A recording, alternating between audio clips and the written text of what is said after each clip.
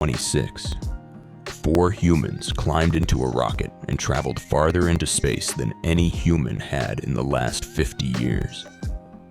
They knew that if anything went wrong, there was no backup plan to bring them home faster. So why are humans really going back to the moon? And this time, the plan isn't just to look around.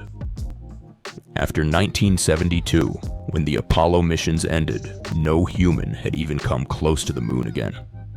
50 years of silence, then suddenly, NASA announced we were going back with a mission called Artemis II. But this wasn't just a visit. This was a test flight because NASA isn't just planting a flag anymore.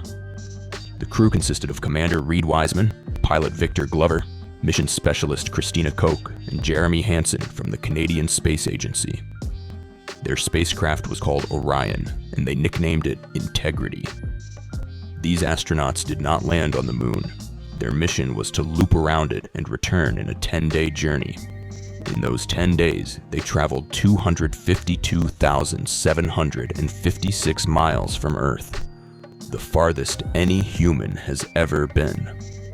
On April 6th, the crew passed behind the moon's far side, the part we never see from Earth. From there, they looked back at Earth, a small blue dot alone in the dark. If it was just a loop, why take this much risk?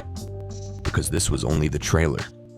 Orion's life support systems were being tested with real humans on board for the very first time. If these systems had failed, every mission after this would have been canceled. Passing this test means Artemis IV will put humans back on the lunar surface in 2028 for the first time since 1972. But the biggest question remains: why spend this much money and take this much risk just to plant a flag? The answer isn't the moon at all, it's Mars.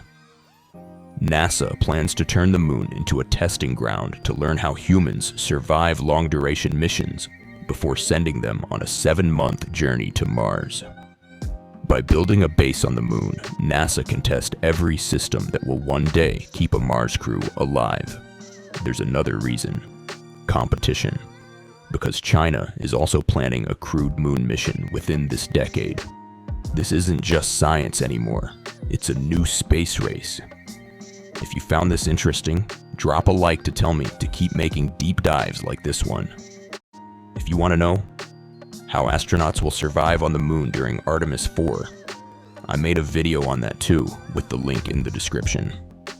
Subscribe to Unboxed Minds because the next episode covers the real plan for getting to Mars.